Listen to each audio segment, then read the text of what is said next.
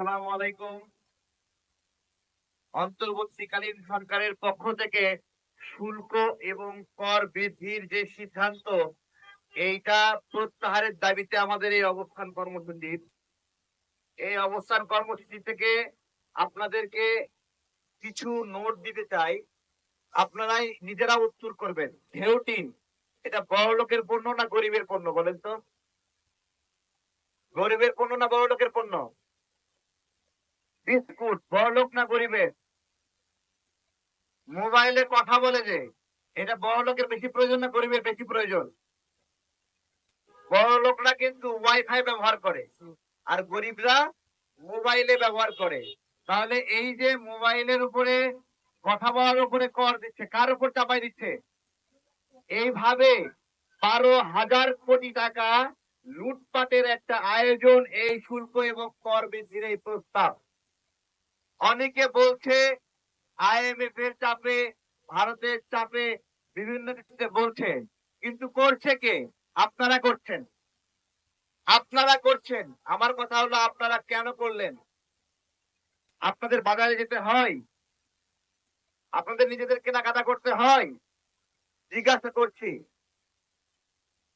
এইখানে আর ক্ষুদ্র দেশে 500 টাকার কর বাড়িয়ে 10,000 টাকা করেছে।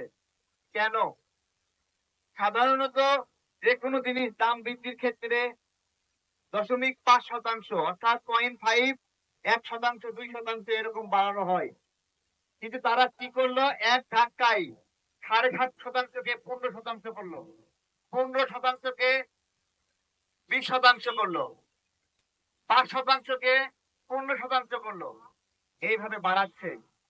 আমার কথা হলো, একজন গরিব লোক সে 5 টাকা কর দেয়, একজন বড় লোক সেও 5 টাকা কর দেবে? জিজ্ঞাসা করছি।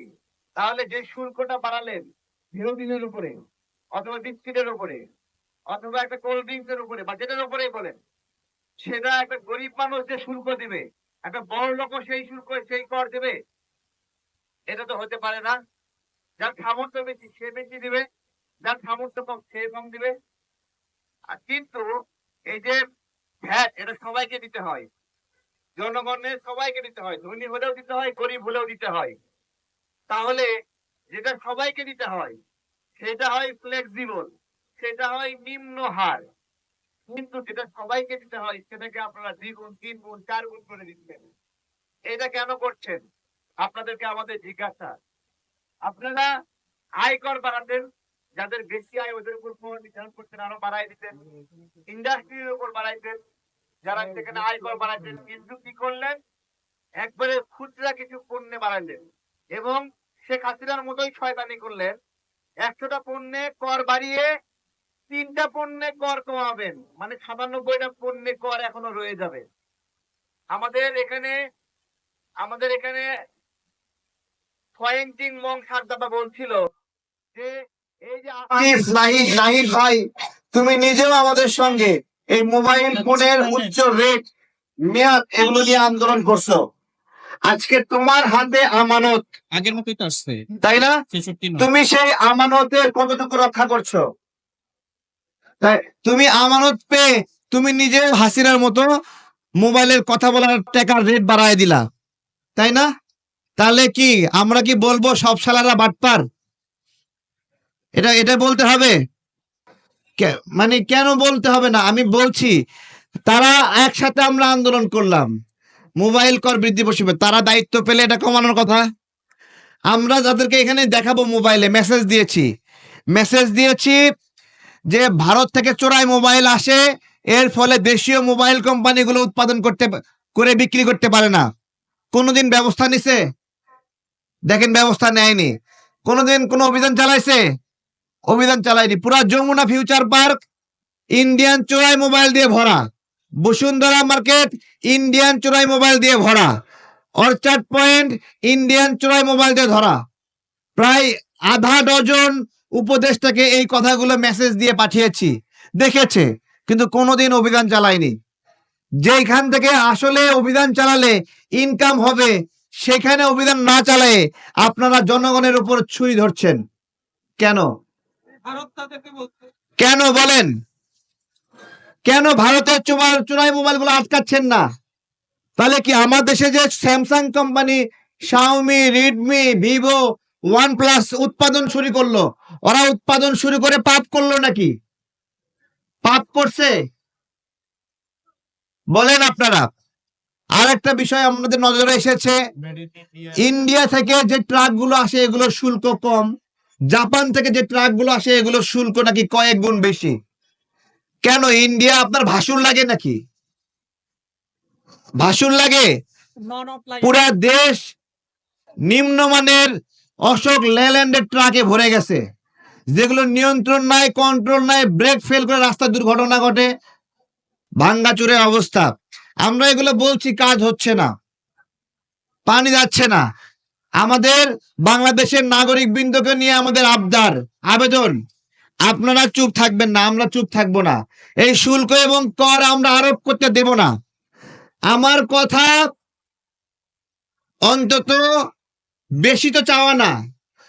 হাসিনা যে শুল্ক এবং কর নিয়ে দেশ চালাইছে, তুমি সেটা নিয়ে চালাও, তোমার বাড়াতে হচ্ছে কেন? তোমরা না ফেরেশতা, তোমরা না আল্লাহর ওলি?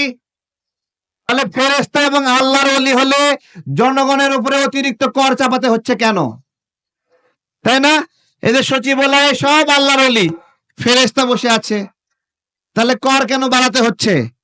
কেন জনগণ থেকে 12,000 কোটি টাকা অতিরিক্ত নিতে হচ্ছে? জিজ্ঞাসা করছি। এগুলোর উত্তর দিতে পারবে না। না করছে আওয়ামী দোসরদেরকে গ্রেপ্তার, না করছে খুনিদের গ্রেপ্তার, না চলছে বাজার দ্রব্যমূল্য ঊর্ধ্বগতি নিয়ন্ত্রণ। গত কয়েকদিনে কি করলো জানেন? গত কয়েকদিনে ফুলকপির দাম কম, সবজির দাম কম, এই ছবিগুলো নিয়ে ফেসবুকে পোস্ট করে অন্তর্বর্তীকালীন সরকারের সাফল্য। আরে বাপ রে বাপ, কৃষক ফুলকপি ফলাইছে বলে অন্তর্বর্তীকালীন সাফল্য। এখন ফুলকপি আবার 1 টাকা হয়ে গেছে, এখন কার বাপের সাফল্য? হ্যাঁ, ফুলকপি যখন 10 টাকায় আসলো তখন অন্তর্বর্তীকালীন সরকারের সাফল্য। ফুলকপি যখন 1 টাকা হয়ে গেল, কৃষক আত্মহত্যা করতে চায়, ওইটা কার সাফল্য? তাই না? ফসল উৎপাদন ভালো হয়েছে, ক্রেডিট নেয় সব শালাই, ব্যর্থতার ক্রেডিট কেউ নেয় না। সফলতার মেলা বাপ, আমি করছি আমি করছি আমি করছি, কিন্তু যেই ব্যর্থ হয় আর কেউ নিয়ন্ত্রণ নিতে পারে না, আর কেউ দায় নেয় না। ডিম 6 টাকা করে কিনলো, আমদানি করলো, সেই ডিম কোন ভূতে খাইলো 11 টাকা 12 টাকা 13 টাকা গেল? ধরতে পারছে? ধরতে পারছে? ধরা খুব কঠিন ছিল, খুব কঠিন ছিল। গোয়েন্দা সংস্থার লোকেরা কি করলো, কি করে, কিছু একটা তাদের অপছন্দের জিনিস পাইলে গর্ত থেকে খুঁজে বের করে। আর এই যে দ্রব্যমূল্যের সিন্ডিকেট, এদেরকে খুঁজে পায় না, খুঁজে পায় না, তাই না? এদেরকে খুঁজে পায় না। তো প্রিয় ভাইয়েরা, ষড়যন্ত্র হয়নি শেষ, সজাগ থাকতে হবে বাংলাদেশ, মনে থাকবে।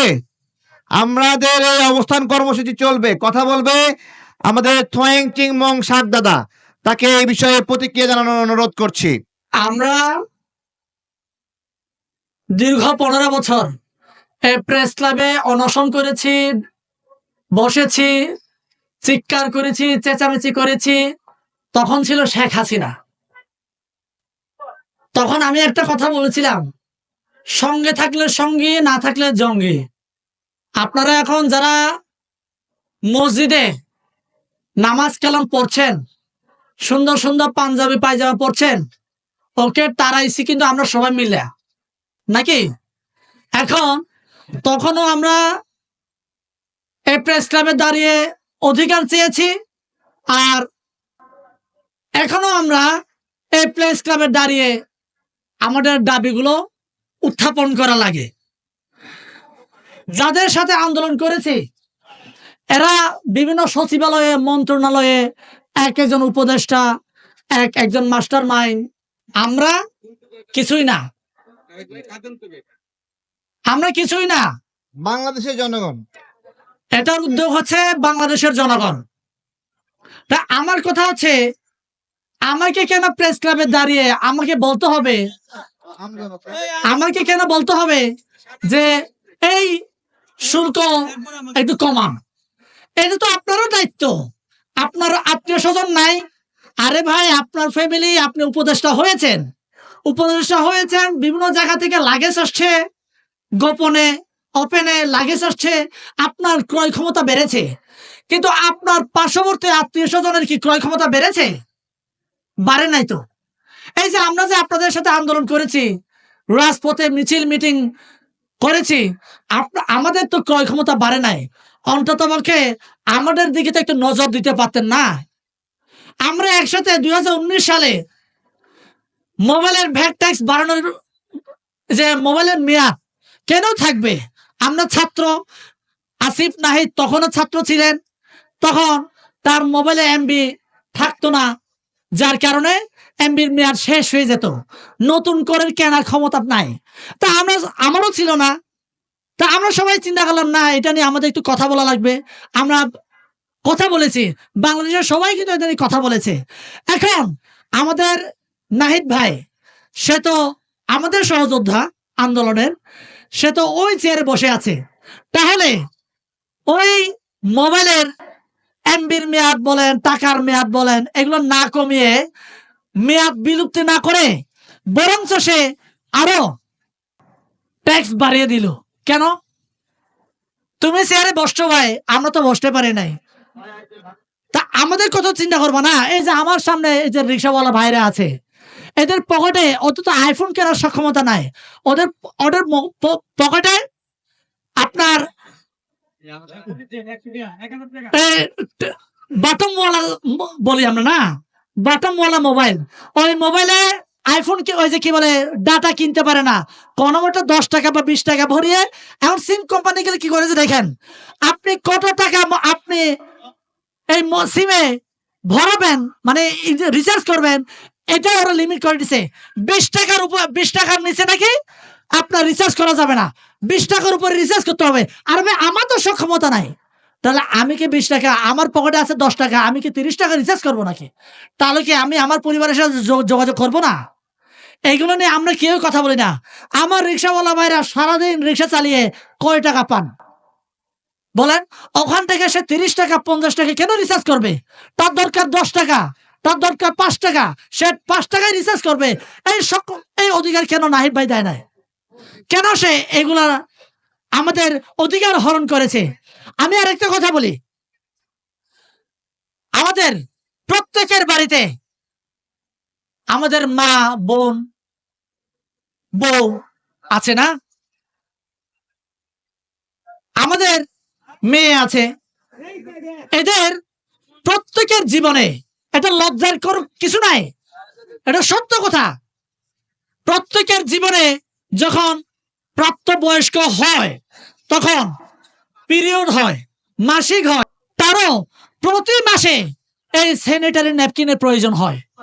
এটা একটা ওই যে ব্লাড প্রেশার রোগীর যেমন মেডিসিন প্রতি মাসে খেতে হয়, আমার প্রত্যেকটা মায়ের, আমার প্রত্যেকটা বোনের, আমার প্রত্যেকটা কন্যার নিত্য প্রয়োজনীয় দরকার পূর্ণ হচ্ছে এই স্যানিটারি ন্যাপকিন। এই স্যানিটারি ন্যাপকিন নাকি আপনার বিলাসী পণ্য, তাই এটার উপরে উচ্চ মূল্যে কর বসিয়েছেন।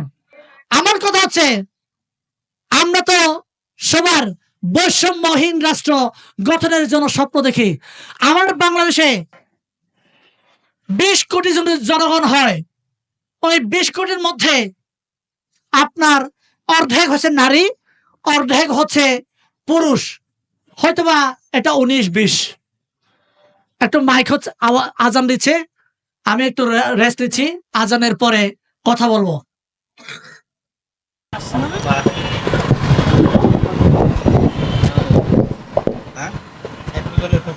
যেটা বলছিলাম, আমি আজকে এই অবস্থান কর্মসূচি থেকে আমি একটা দাবি জানাতে চাই। আমার বাংলাদেশে অর্ধেক নাগরিকের নিত্য প্রয়োজনীয় দ্রব্য স্যানিটারি ন্যাপকিন, এই ন্যাপকিন আপনার বিলাসী পণ্য থেকে নামিয়ে যাতে করে সহজলভ্য করা হয়, যাতে করে অল্প টাকায় স্যানিটারি ন্যাপকিন, কিন্তু অল্প টাকায় 1 টাকা কিংবা 2 টাকায় কিংবা 5 টাকায় এটা উৎপাদন করা যায়। কিন্তু এটা বিলাসী পণ্য হিসেবে রাখার কারণে আমাদের যে কাঁচামাল প্রয়োজন রয়েছে যারা প্রডিউস করেন এরা কিন্তু এটা আনতে পারেন না, এটা অ্যাভেলেবল করতে পারে না। এই জন্য আমি দাবি করি এই যে আমাদের শুল্ক প্রত্যাহার করা হোক।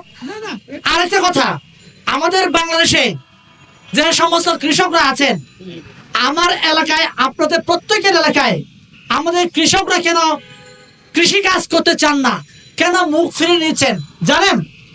তার একমাত্র কারণ আমরা আমাদের বাংলাদেশের কৃষকদেরকে আমরা মূল্যায়ন করি না। যে সচিব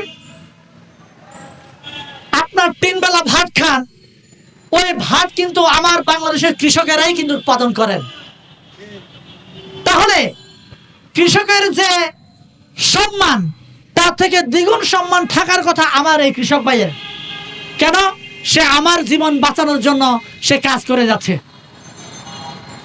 আর আমরা এরকম যারা কিনা সমাজের জন্য যারা অবদান রাখে এরকম এদেরকে আমরা অবহেলা করি, নির্যাতন নিপীড়ন চালাই, ওদেরকে তুচ্ছ তাচ্ছিল্য করি। বাংলাদেশের নাগরিকবৃন্দ, আমরা কিছু বাংলাদেশের নাগরিক অবস্থান কর্মসূচি পালন করছি। আমি প্রথমেই এর সাথে সংহতি প্রকাশ করছি। গুটি কয়েকটি কথা বলতে চাই। যতগুলো পণ্যের উপর ভ্যাট কর বৃদ্ধি করা হয়েছে, প্রত্যেকটি পণ্য হলো গরিবদের পণ্য। এমন এক আজীব বাংলাদেশে আমরা বসবাস করি।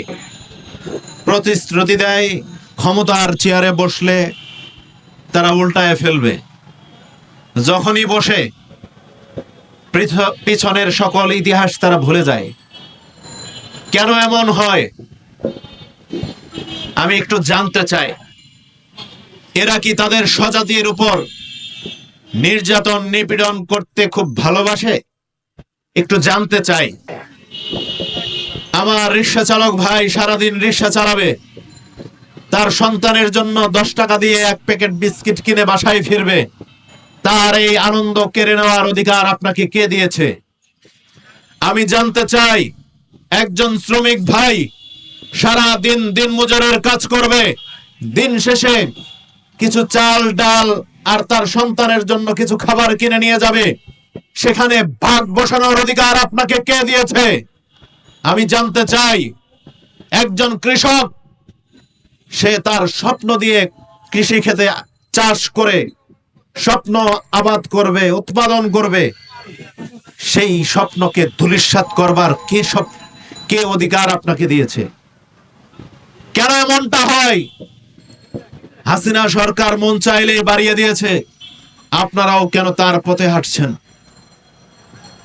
আপনাদের নাকি 1 টাকা কমাতে খুব কষ্ট হয়েছিল, তাহলে কত কষ্ট করে আপনারা 5% থেকে 30% ব্যাট করেছেন? একটু জানতে চাই আপনাদের কাছে। আমরা মনে করেছিলাম রেজওয়ানা হাসান নামে একজন মহিলা আছে, উপদেষ্টা, উনি অনেক শক্ত শক্ত কথা বলতেন পরিবেশ নিয়ে।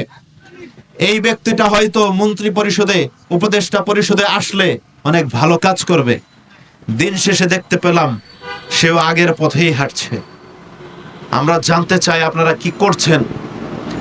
আমি আর একটু বলতে চাই, উপদেষ্টা আসিফ নজরুল সাহেব, আপনি বলেছিলেন, চিল্লা ফাল্লা করে বলেছিলেন, টকশোতে বলতেন আপনি যদি কখনো ক্ষমতার মসনদ দেখেন পুরা বাংলাদেশকে উল্টায় ঢেলে সাজাবেন।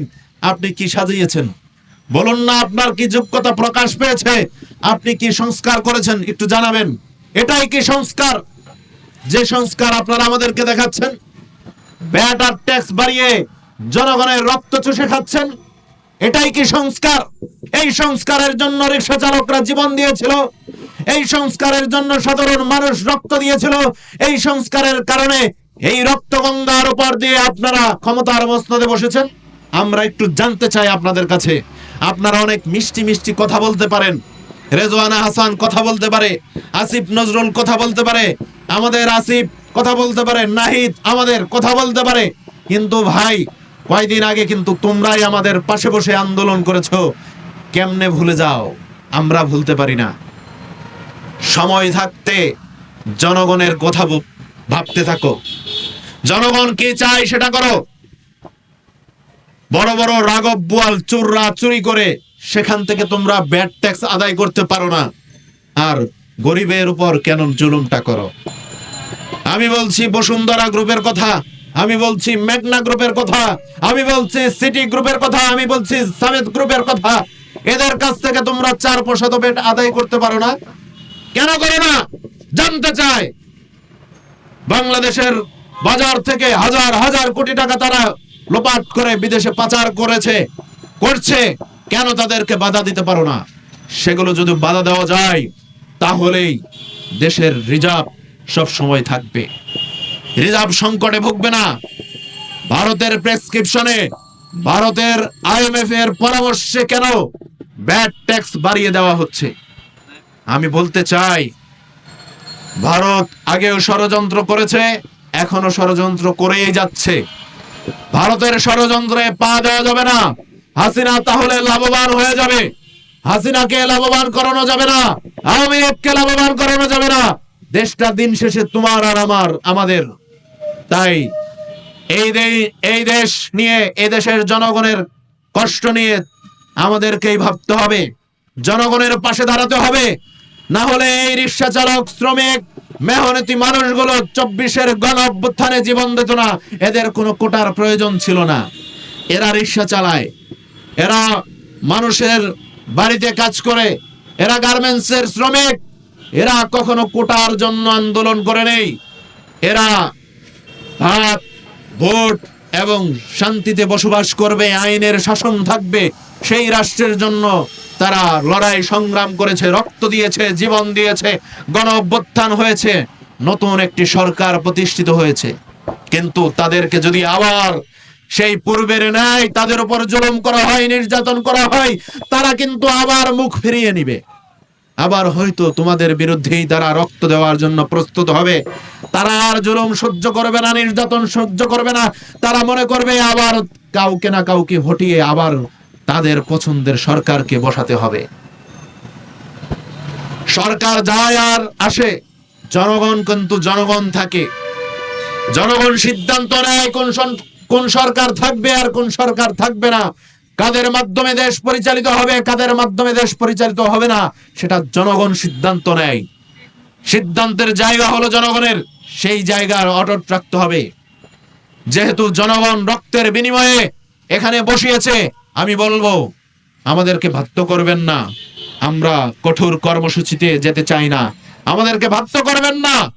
অতি দ্রুততম সময়ের মধ্যে যে ব্যাড ট্যাক্স কর বাড়িয়েছেন সেগুলোকে প্রত্যাহার করতে হবে। একই সাথে যৌক্তিকভাবে দ্রব্যমূল্যের, অনেক নিত্য প্রয়োজনীয় দ্রব্যের মূল্য কমিয়ে দিতে হবে, যেন জনগণ খেতে পারে, চলতে পারে। একটি ব্রেকিং নিউজ আছে, আমরা একটু আগে একটা খবর দেখছিলাম এক বিষয় নিয়ে। চাঁপাইনবাবগঞ্জ সীমান্তে শিবগঞ্জ এলাকায় ভারতীয় BSF এখানে বোমা হামলা করেছে। ভারতীয় নাগরিকদেরকে নিয়ে বাংলাদেশের ভিতরে ঢুকে গাছের ডালপালা কেটেছে। যদিও সবশেষে বাংলাদেশের নাগরিকরা ঐক্যবদ্ধভাবে তাদেরকে পিছু হটাতে বাধ্য করেছে, কিন্তু আমাদের কাছে যে ভিডিওগুলো আসছে সেইখানে আমাদের বিজিবির ভাইদেরকে আমরা দেখতে পাচ্ছি না। আমার বিজিবির ভাইরা, আপনাদের দায়িত্ব কি? দায়িত্ব কি? আপনাদের কাজ কি? আপনারা এইরকম আচরণ করলে আমাদের ভ্যাট ট্যাক্সের পয়সা আপনাদের বেতনের জন্য দিতে আমরা রাজি না। যদি বাংলাদেশের পক্ষ হয়ে প্রতিনিধিত্ব করতে পারেন, বাংলাদেশের পক্ষে কাজ করতে পারেন, সীমান্ত সুরক্ষিত রাখতে পারেন, আমাদের নাগরিককে সুরক্ষিত রাখতে পারেন, আমরা তাহলে আপনাদের বেতনের টাকা আমরা দেব। কিন্তু যদি না রাখতে পারেন, আপনারা কোন গাধা আপনাদেরকে আমরা বসে বসে খাওয়াবো?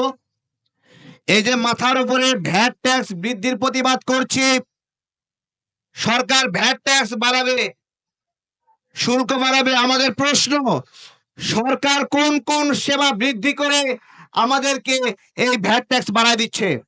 সরকার আমাদেরকে কি এক্সট্রা দিতে চায় যে এগুলো বাড়াচ্ছে? কেন 7.5% ভ্যাট 15% হচ্ছে, 15% ভ্যাট 20% হচ্ছে, 10% ভ্যাট 20% হচ্ছে?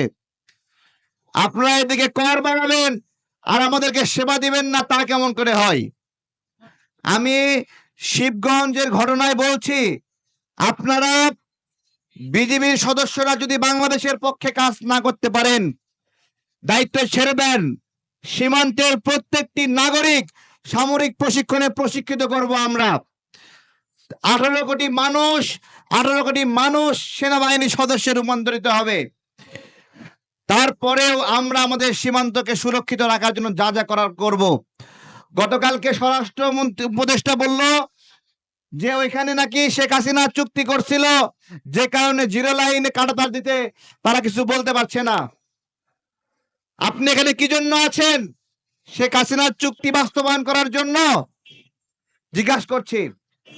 সরকারকে বলছি, ভারতের সাথে সীমান্তে আমাদের পরাজিত হওয়ার কোনো উদাহরণ নাই। যদি আমার বিজিবি ওখানে পরাজিত হয়, তাহলে আমরা সরকারকে থাকতে দেব না। আমরা এমন সরকার চাই যারা সীমান্তকে সুরক্ষিত রাখবে, বাংলাদেশকে সুরক্ষিত রাখবে। আমরা চাই বিজিবি সাহসের সঙ্গে কাজ করুক। আরো বেশি ভালো হয় এই বিজিবি নামের বিলাই নামটা পরিবর্তন করে বিডিআর দিয়ে দিলে, কারণ এই বিজিবি তার যথাযথ দেশপ্রেমের প্রমাণ দিতে পারছে না, সারাক্ষণ বিলাই হয়ে থাকে। আমাদের কোনো বিলাই প্রয়োজন নাই। কষ্টের টাকা দিয়ে আপনাদের বেতন দিব, বিলাইয়ের মতো মিউ মিউ করবেন, ওই ম্যাও করা বিলাই আমার প্রয়োজন নাই। এই বিলাই সীমান্তে পারে না, বাংলাদেশের ভিতরে ঢুকে বলে ম্যাও। আমার বিলাইরা আমি খাই, আমি পড়াই, ভিতরে ঢুকে আমারে কয় ম্যাও। এই ম্যাও করা বিলাই আমরা চাই না। আমরা চাই বিজিবি সীমান্তে থাকবে, তারা সাহসের সঙ্গে ভূমিকা পালন করবে। সরকারকে আমাদের এই অবস্থান কর্মসূচি থেকে শিবগঞ্জ চাঁপাইনবাবগঞ্জ সীমান্তে দ্রুত নিরাপদ ব্যবস্থা নেওয়ার জন্য, প্রতিরোধমূলক ব্যবস্থা নেওয়ার জন্য অনুরোধ করছি। আমাদের ভাইয়েরা সেখানে আপনাদেরকে সহযোগিতা করবে, তারা মাঠে আছে। সেই ভিডিওগুলোর মধ্যে আমার বিজিবির ভাইদেরকে দেখতেছি না কেন? ভয়ে পালাইছেন? যদি পালান তাহলে চাকরি থাকবে না, আপনাকে খাওয়াতে আমরা বাধ্য নই। ধন্যবাদ সবাইকে। কথা বলবে আমাদের সহযোদ্ধা শহীদুল ইসলাম নাহিদ ভাই। আসসালামু আলাইকুম। আমরা যখন একটি বিষয় নিয়ে শুরু করি, তার মাঝে আবার আরেকটি বিষয় চলে আসে।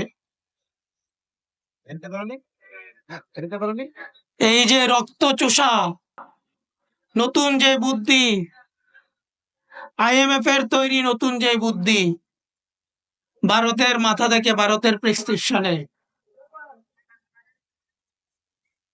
এই শুল্ক বাড়ানোর ব্যাপারে আপনাদেরকে বিতর্কত কিছু জিনিস জানাতে চাই। সেটা হলো, এই যে IMF, এই IMF এ কে বসা আছে? যে ইন্ডিয়ান ভারতীয় বংশোদ্ভূত যে দুজন বসা আছে, এ দুজন কিন্তু শেখ হাসিনার আমলেও বসা ছিল। তখন 16,000 কোটি টাকার প্রজেক্ট, উন্নয়নমূলক প্রজেক্টের নামে, অপ্রয়োজনীয় উন্নয়নমূলক প্রজেক্ট, যে প্রজেক্টগুলো 26,000 32,000 কোটি টাকা করা হয়েছিল, তখন কিন্তু এই IMF কিছু বলে নাই। তখন বাংলাদেশ সেরা, হাসিনার টাকা তাদের জন্য অনেক আরাম ছিল।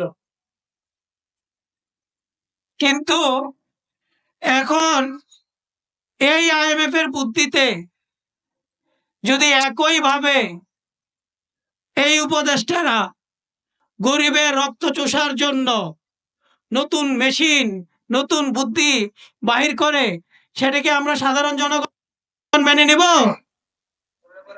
আমরা কি সেটা মানতে পারি? আওয়ামী লীগের সময় একটা কথা ছিল যে ওদের একটা মেশিন ছিল, ওই মেশিনে কি হতো, ওই রাজাকার দগ্ধ আর জাহিদ ওই মুক্তিযুদ্ধ হয়ে বের হইতো। আপনারা দেখছেন না কত মানে ভুয়া মুক্তিযুদ্ধ? তো এখন এই সচিবালয় এমন একটা সিস্টেম আছে, ওইখানে ভালো যেগুলাই যায়, ওই সব শালারা বাটপার হয়ে যায়। আপনার বাংলাদেশে বিগত বছরগুলোতে, সেটা অনেক আগে থেকেই, অর্থ পাচার, অর্থ চুরির একটা মেশিন আছে, একটা নতুন সিস্টেম আছে, সেটা হলো এই আইসিটি খাত। এখানে আপনি দেখেন, সবাই যখন আমরা চুপ থাকি, কেউ না কেউ কিন্তু কথা বলে। ওই বাতাসে যে টাকা চুরি, টাকা ইনকাম, এটা কিন্তু চলতে থাকে। তো এই আইসিটি খাতে, এই মোবাইল খাতে যেই ট্যাক্স শুল্ক বাড়িয়ে, সেখানে আপনি চিন্তা করতে পারেন, প্রতিদিন যদি একজন গ্রাহক থেকে তার কথা বলার সময়, সবাই তো মিনিমাম ধরেন একজন মানুষ মিনিমাম প্রতিদিন 5 মিনিট কথা বলে, তাহলে প্রতিদিন কত টাকা, একজন মানুষ কত মিনিট কথা বলতেছে? সেই একজন মানুষ থেকে যদি আপনি প্রতিদিন 1 টাকা করে, 1 টাকা করে যদি আপনি চুরি করতে চান বা 2 নম্বরই করতে চান, তাহলে কত টাকা হয়? সেই টাকাটা মাস শেষে যে কত টাকায় দাঁড়ায়, এটা কিন্তু চলতেছে, এটা নিয়ে কিন্তু কেউ কিছু বলে না। আমাদের সহযোদ্ধা এই যে নাহিদ, উনি নিজেও কিন্তু হওয়ার 3 দিন পরে বলছিল যে এই মোবাইলের এমবি কার্ড, মোবাইলের যে মিনিট, এটা নিয়ে উনি প্রথম একদম হিরো হয়ে গিয়েছিল, যে যোগ্য পাত্রে দান করা হয়েছিল। কিন্তু এখন এসে উনি কি হলো, উনি সেই মেশিনের ভিতর ঢুকে গেছে। উনি কি জানে যে কত পিক্সেলে কতটা ছবি, কতটা বাইটে কথা বললে কত বিট হয়? উনি কিন্তু সেই জিনিসগুলো জানে না, জানতে চায়ও না, কারোর পরামর্শ নিতে চায় না। উনি খুঁজে যে উনার নিজের ওই কি শক্তি একটা আছে, ওই শক্তির সদস্য কারা আছে, ওরাই শুধু ওনার আশপাশ থাকতে হবে। এই আইসিটি নিয়ে বুঝে কে, ভালো বুঝে কে, জানে কে, ওদের পিছিয়ে কিন্তু ওনারা ছুটে না। এই নিয়ে কিন্তু ওনাদের উদ্দেশ্য না। আমরা বিগত 6 মাসে যে দেখলাম, সচিবালয় নামে যে বইপুর তৈরি করে রেখেছে তারা, হাসিনা যে তৈরি করে রেখে গিয়েছিল, সেটাকে কিভাবে পরিষ্কার করা যায়, সেটা নিয়ে কিন্তু তাদের চিন্তা নেই। তারা মনে হয় যে তাদের আচার ব্যবহারটা এরকম যে তারা লেজ গুটিয়ে এখন আস্তে করে ওদের সাথে একমত হয়েছে যে বাবারে সচিবালয় পুড়ছে, আমরা যাতে না পুড়ি। ওনাদের ভাবটা কিন্তু এটা। আমাদের ছাত্র শক্তি, নাগরিক শক্তি, এগুলো থাকলেই হবে। রিক্সাওয়ালার বিস্কুটের দাম বাড়লো কেন, এটা নিয়ে ওদের এখন আর চিন্তা নাই। এখন ওনাদের চিন্তা যে আমি আগে Xiaomi মোবাইল ব্যবহার করতাম, এখন তো আইফোনটা ব্যবহার করতে পারতেছি। তাহলে ওই যে সব শালারা বাটপার, এ কথার স্থায়িত্ব যাতে না হয়। আরো অনেক কিছু বলবো। আমাদের এই কর্মসূচিটা, এটা আমাদের অবস্থান কর্মসূচি। আমরা যেই জনগণ, যেই জনসাধারণ, যেই রিক্সাওয়ালা ভাই আমাদের সাথে থেকে এই জুলাই আগস্ট বিপ্লব সফল করেছিল, আমরা তাদের বিরুদ্ধে এই যে বিস্কুটের শুল্ক বাড়ানো পর্যন্ত তারা শুল্ক বাড়াচ্ছে, এই যে গরিব জনগণের উপর তাদের যে টার্গেট হয়েছে, তো আমরা এই রিক্সাওয়ালা ভাই, এই জনসাধারণের জন্য যে আন্দোলন, এই আন্দোলনে সফল না হয়ে আমরা যাব না। আমি ওই ছাত্র উপদেষ্টাদেরকে বলতে চাই, আপনারা যখন বাংলা বকেট শুরু করেছিলেন, লকেট, তখন কিন্তু আপনাদের সদস্য সংখ্যা ছিল মাত্র 2-1 জন। সেই 2-1 জন অবশেষে কতজন হয়েছে? সেই 2-1 জনের কর্মফলে আজকে কে কোথায় ভাগে যেতে বাধ্য হয়েছে তা আপনারাও ভালো জানেন। আমাদের এই আজকের অবস্থান কর্মসূচি কিন্তু আমরা 2-1 জন দিয়ে শুরু করি নাই। আমরা আপনাদের সুবিধার্থে দেখিয়েছি যে এটা আপনারা, আপনাদের ভুল অন্যায় বা আপনাদেরকে যে ভুল বুঝিয়েছে ওই ভারতীয় IMF, যে ভুল বুঝিয়ে আপনাদেরকে এটা বাস্তবায়ন করাতে চাচ্ছে, ওই আপনাদেরকে বুঝাতে চাই আমরা কিন্তু এখানে 2-1 জন বসি নাই। আমরা আজকে 2 জন বসেছি, কালকে 20 জন বসবো। এটা আপনাদেরকে সুযোগ দিচ্ছি, কিন্তু বাধ্য করবেন না যে আমরা এতজন হয়ে যাই যে আপনারা অবশেষে এই শুল্ক কর্মসূচির কারণে আপনারা হারিয়ে যান। আপনাদেরকে আমরা বারবার বলেছি যে বিজেপি কে বাদ দিয়ে পূর্ব নাম বিডিআর করুন। বিজেপি নামের যে বিলাইকে বিডিআর নাম দিয়ে ভাগে পরিণত করুন। আপনারা কিন্তু সেটা আমলে নিচ্ছেন না। শীতকাল মনে করে সেটাকে আমলে নিচ্ছেন না, মনে করছেন কাঁথা দিয়ে ঘুমাচ্ছেন, সে কাঁথার উপর দিয়ে যাবে ঠান্ডা বাতাস। ভুল করছেন।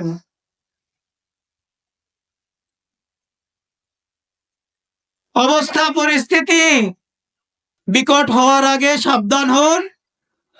নিজের পূর্বের অবস্থান চিন্তা করুন। যে জনগণের সেলুট পেতেন, মনে ভালোবাসা নিয়েছিলেন, জায়গা নিয়েছিলেন, সেই জায়গাগুলো হারাবেন না। আপনাদের কানে আমাদের এই কথা পৌঁছাবে কিনা তা জানি না, কারণ আপনাদের যে হাসিনার মা ছিল, যাকে আপনারা 101 বার গালি দিতেন, সকালে উঠলে একবার গালি দিতেন, বিকালে রাতে ঘুমানোর সময় গালি দিতেন, এখন সকালে উঠে আমাদেরকে দেখে গালি দেন, রাতের বেলা সালাম দিয়ে ঘুমান।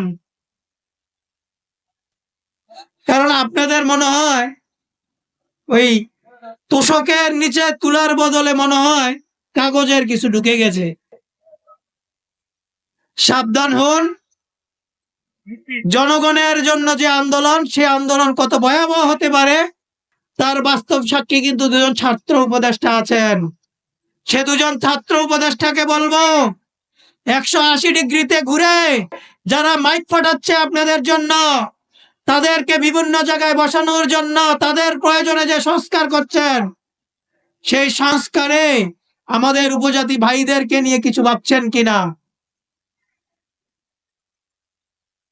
আরো অনেক কিছু বলবো সামনে, সেই বলার আগে আমি আশা করব আপনারা আমাদেরকে গুরুত্ব দিবেন, আমাদের এই কর্মসূচিকে গুরুত্ব দিবেন।